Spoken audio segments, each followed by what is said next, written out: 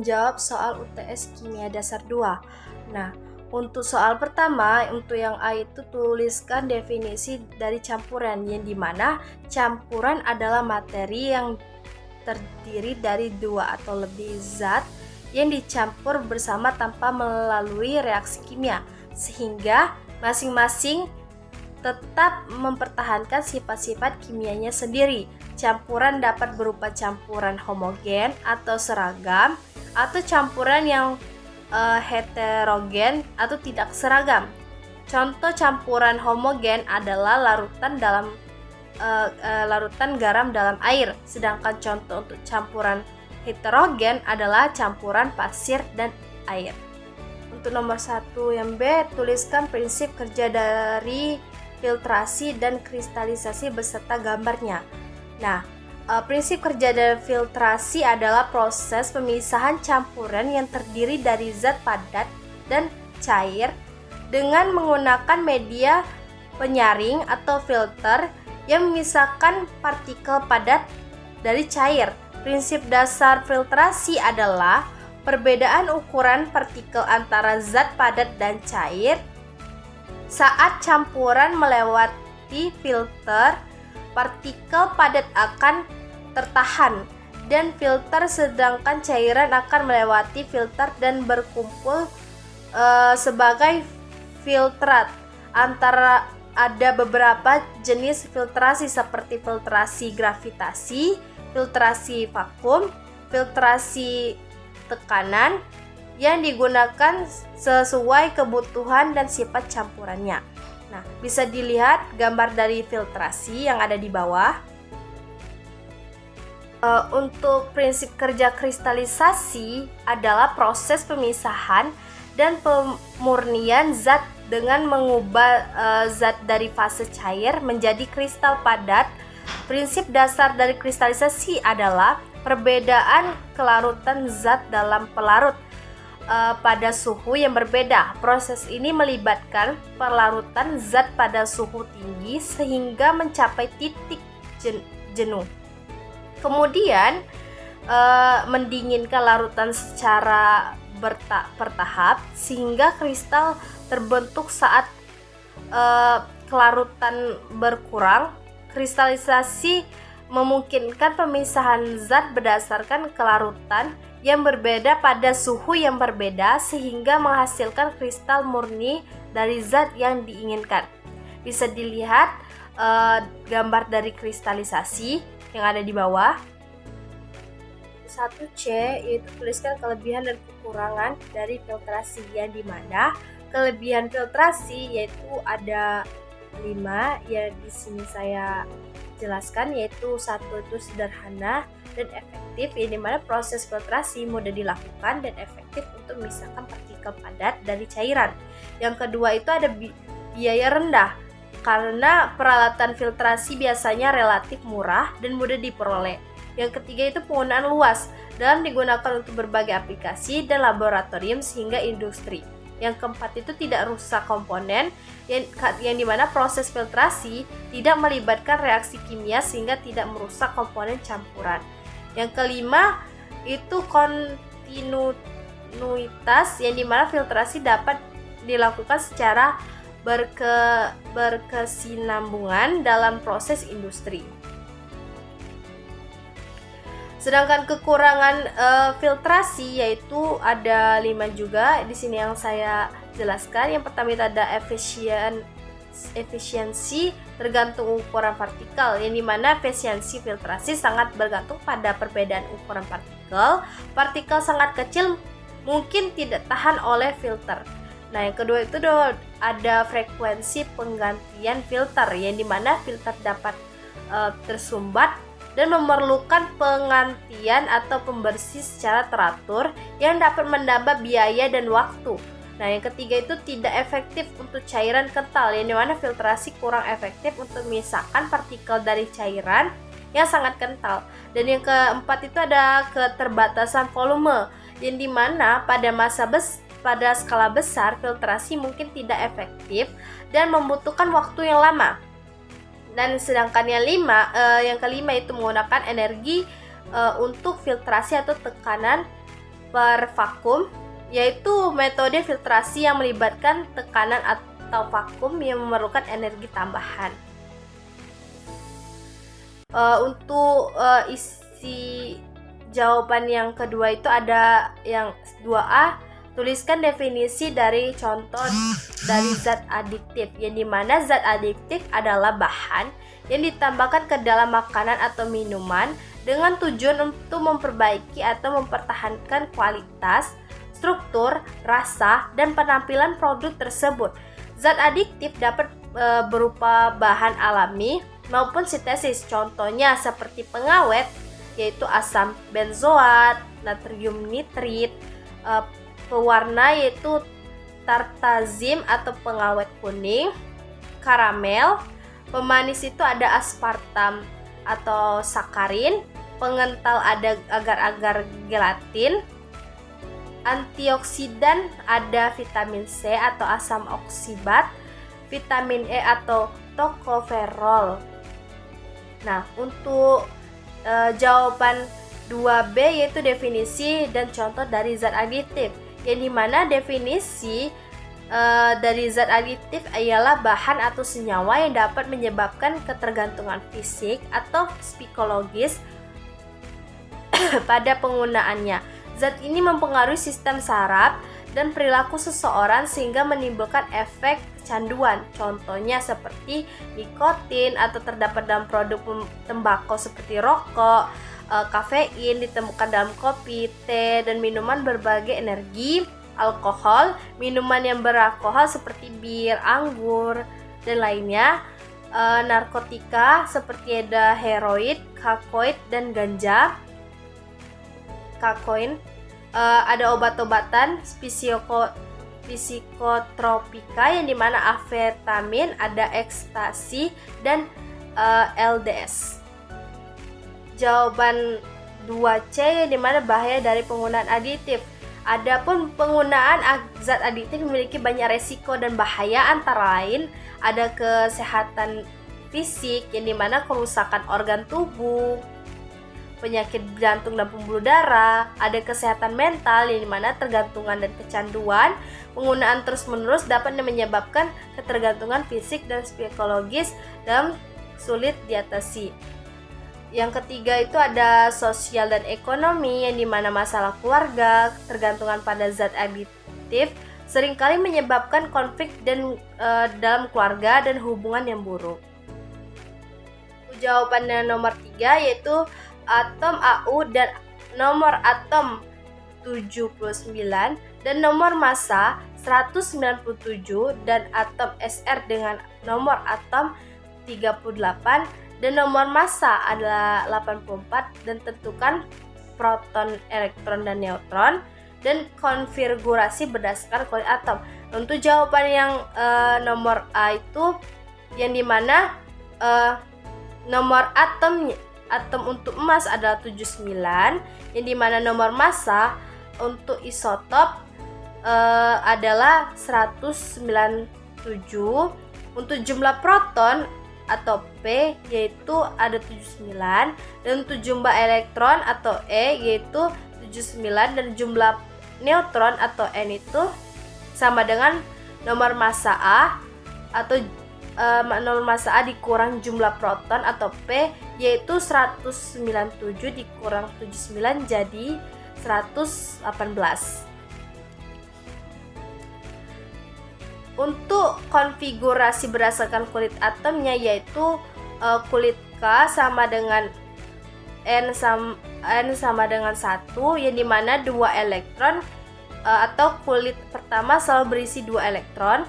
Untuk kulit L yaitu 8 elektron, yang dimana kulit kedua maksimum memiliki 8 elektron. Untuk kulit M yang dimana 8 elektron, sisanya dari 97 dikurang 10 yaitu 69 elektron, yang dimana kulit N yaitu 18 elektron, yang dimana sisanya dari 69 dikurang 18 yaitu 51 elektron. Jadi konfigurasi elektron untuk atom massa AU adalah 2, 8, 18, 3, 32, 19, pangkat 19. Untuk atom strontium atau Sr yaitu nomor untuk strontium adalah 38, nomor massanya ada 84, untuk jumlah protonnya atau P ada 38, untuk jumlah elektron dalam atom netral yaitu ada 38, dan jumlah neutron sama dengan nomor massa A dikurang jumlah proton P sama dengan 84 dikurang 38 yaitu 46. Konfigurasi berdasarkan kulit atom yaitu kulit K sama dengan 2 elektron, kulit L sama dengan 8 elektron, kulit M sama dengan 18 elektron, yang dimana sisanya dari 38 dikurang 10 sama dengan 28 elektron. Jadi konfigurasi elektron untuk atom strontium atau Sr adalah 2, 8, 18, 10 pangkat 19. Untuk jawaban nomor 4 yang dimana prinsip teori atau mekanika kuantum berdasarkan Louis de Broglie dan Heisenberg, yang dimana jawabannya de Broglie menemukan bahwa partikel seperti elektron memiliki sifat gelombang. Hukum gelombang de Broglie menyatakan bahwa panjang gelombang lambda terkait dengan momentum partikel pi melalui persamaan lambda sama dengan pi sama per h sama dengan per m dikali v, yang dimana h adalah konstanta Planck, m adalah massa partikel, dan v adalah kecepatan partikel. Wiener Heisenberg memperkenalkan asas ketidakpastian yang menyatakan bahwa kita tidak dapat mengetahui secara tepat kedudukan dan momentum elektron secara bersamaan. Ini berarti kita hanya dapat menentukan kemungkinan lokasi elektron di sekitar inti atom melalui distribusi probabilitas. Untuk jawaban nomor 5 yaitu 5A, tuliskan definisi dari bilangan kuantum utama N, bilangan kuantum azimut, bilangan kuantum mekanik, bilangan kuantum spin. Yang mana jawabannya yaitu bilangan kuantum utama N yaitu menentukan tingkat energi utama di sebuah elektron dalam atom, dan nilai N adalah bilangan bulat positif yang dimana N itu adalah 1, 2, 3 dan seterusnya. Semakin besar nilai N, semakin tinggi tingkat energi dan semakin jauh elektron dari inti atom. Untuk bilangan kuantum azimut yang dimana menentukan bentuk orbital di mana elektron berada, nilai 1 berkisar dari 0 hingga n-1. Setiap nilai L berhubungan dengan jenis orbital yang berada, misalnya L sama dengan 0 untuk orbital S, L sama dengan 1 untuk orbital P, L sama dengan 2 untuk orbital D, L sama dengan 3 untuk orbital F. Untuk bilangan kuantum mekanik yaitu menentukan orientasi orbital dalam ruang. Nilai M berkisaran dari L, min L hingga plus L termasuk 0, menentukan jumlah orbital dalam subkulit tertentu. Untuk bilangan kuantum spin yaitu menentukan arah spin dari elektron dalam sebuah orbital. Nilai S adalah plus 1 per 2 atau min 1 atau 2. Spin elektron menghasilkan momentum mekanik intrinsik dan dua elektron dalam orbital yang harus memiliki spin yang berlawanan sesuai dengan prinsip eksklusi Pauli. Untuk jawaban 5B yang dimana tentukan bilangan kuantum azimut, bilangan kuantum mekanik, bilangan kuantum spin apabila diketahui bilangan kuantum utamanya. N adalah 1. Jawabannya yaitu bilangan kuantum azimut yaitu nilai L berkisaran 0 hingga n-1. Karena n-nya adalah 1, maka L hanya bisa bernilai 0. Untuk bilangan kuantum mekanik M yaitu nilai M berkisaran dari min L hingga plus L termasuk 0. Karena L-nya adalah 0, maka M hanya bisa bernilai 0. Untuk bilangan kuantum spin, yaitu nilai S dapat bernilai plus setengah atau min setengah.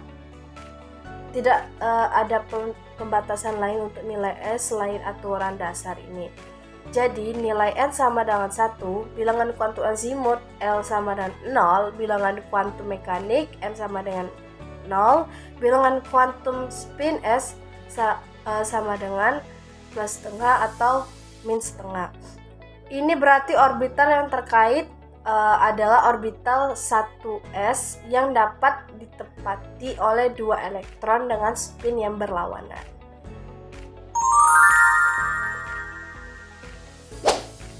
Materi yang pertama yaitu ada unsur logam dan non-logam, yang dimana definisi unsur adalah unsur zat murni yang tidak dapat dipecah menjadi zat yang lebih sederhana. Melalui reaksi kimia, unsur terdiri menjadi atom sejenis dan memiliki sifat fisika dan kimia tertentu.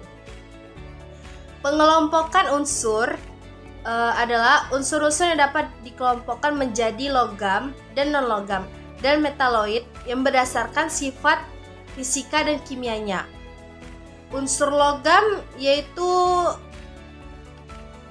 ada 4 karakteristiknya, yaitu ada konduktif, listrik, dan panas, yang dimana logam umumnya memiliki kemampuan yang tinggi untuk menghantarkan listrik dan panas. Hal ini disebabkan oleh adanya elektron bebas yang dapat bergerak dengan mudah di dalam struktur logam. Yang kedua itu ada loser atau kilauan, yang dimana logam biasanya memiliki permukaan yang mengkilap seperti dipoles.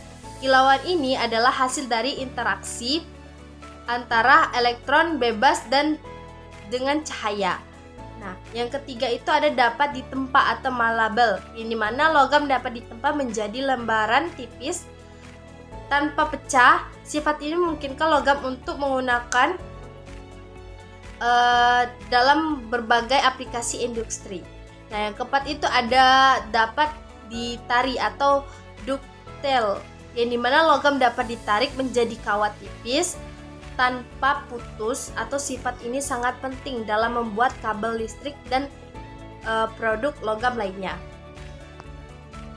Nah, yang kedua itu ada unsur non-logam, yang dimana unsur non-logam memiliki 3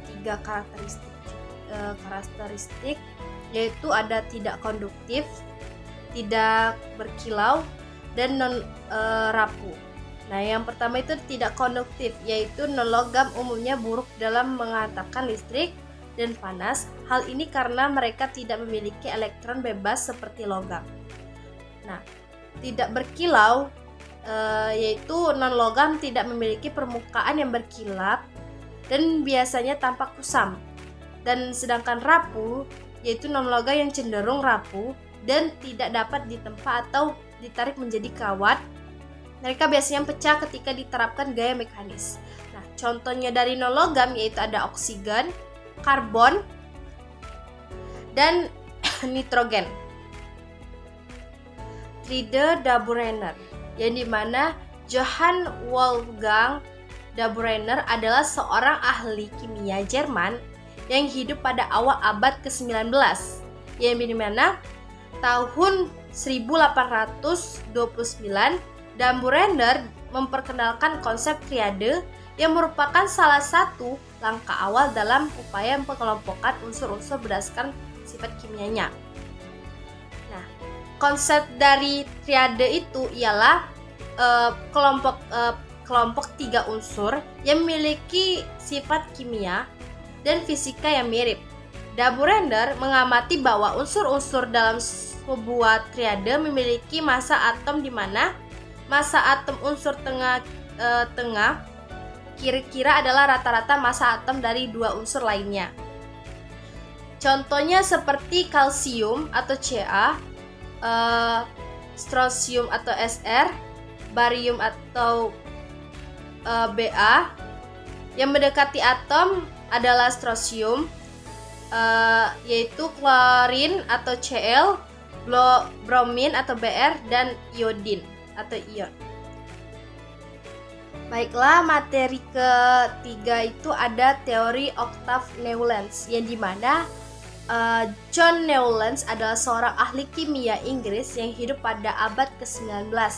Pada tahun 1864, Newlands mengusulkan teori yang dikenal sebagai hukum oktav, yang dimana konsep hukum oktav, Newlands mengamati bahwa ketika unsur-unsur diurutkan berdasarkan kenaikan massa atom, setiap unsur ke-8 memiliki sifat yang mirip dengan yang pertama, mirip dan oktav dalam musik. Hukum oktav menyatakan bahwa unsur-unsur menunjukkan sifat yang mirip seperti setiap unsur ke-8 jika diurutkan berdasarkan massa atom. Kritik dan keterbatasan teori Newlands, di mana hukum oktav hanya berlaku untuk unsur-unsur ringan atau unsur-unsur awal dalam tabel periodik, dan juga banyak unsur tidak mengikuti pola ini. Setelah unsur kalsium, teori ini mendapatkan banyak kritik pada masa karena terlihat selalu sederhana dan tidak dapat diterapkan untuk semua unsur yang dikenal. Nah, signifikat teori meskipun memiliki keterbatasan, hukum oktav Newlands adalah salah satu upaya awal dalam pengelompokan unsur. Teori ini menunjukkan bahwa ada pola berulang dalam sifat kimia unsur-unsur. Konsep ini membuka jalan bagi pengembangan lebih lanjut dari tabel periodik modern.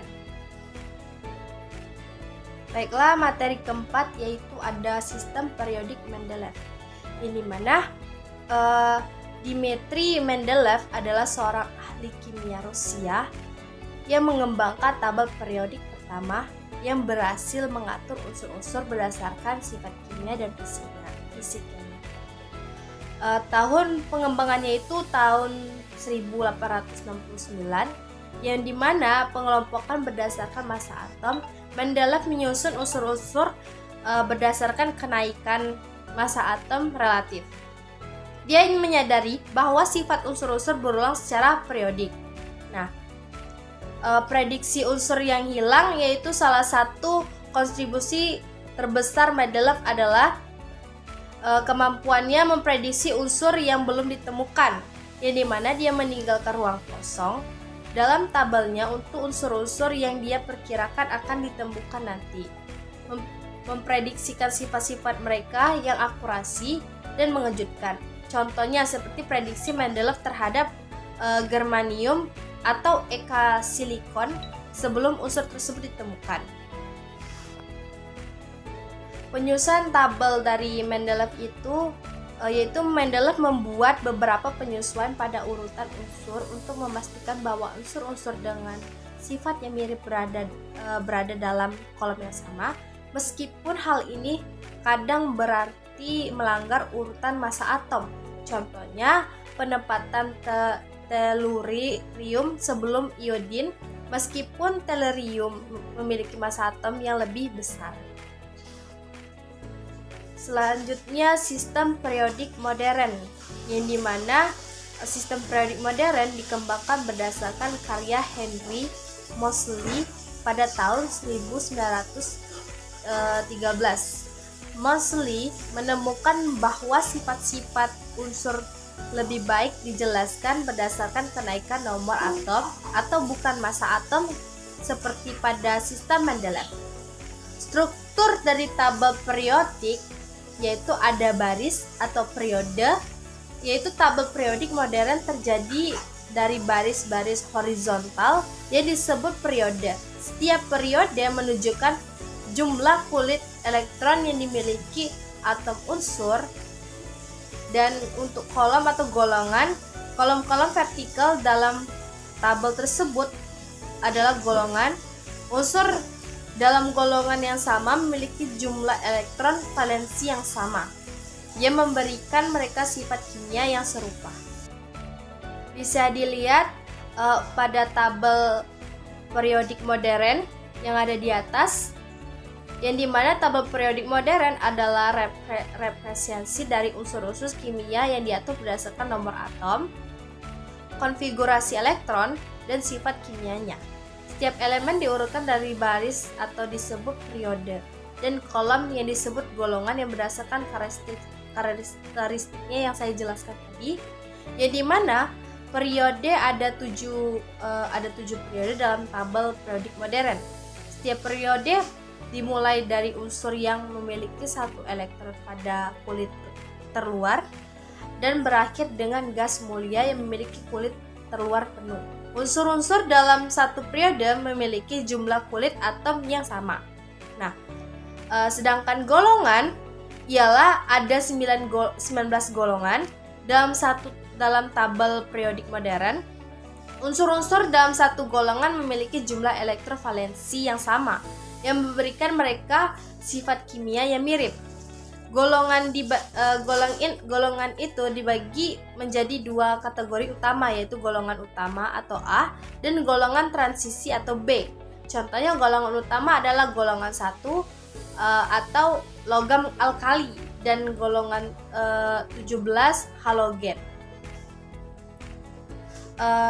Dalam tabel periodik juga ada blok, di mana tabel periodik modern dibagi menjadi 4 blok berdasarkan subkulit yang diisi oleh elektron terakhir.